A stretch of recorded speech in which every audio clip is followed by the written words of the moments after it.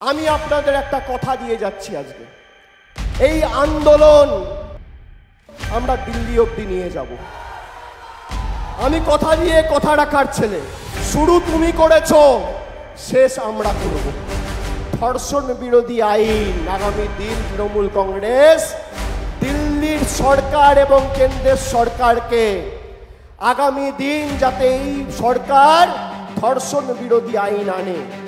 আপনি বলুন আমাকে, রাতারাতি এই সরকার নোটবন্দি করতে পারে, তাহলে ধর্ষণ বিরোধী আইন আসে না কেন?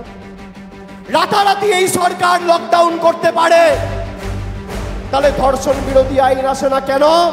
রাতারাতি এই সরকার অর্ডিন্যান্স এনে দিল্লির নির্বাচিত সরকারের ক্ষমতা কুক্ষিগত করে নিজের কাছে রেখে দিতে পারে, তাহলে ধর্ষণ বিরোধী আইন আসে না কেন?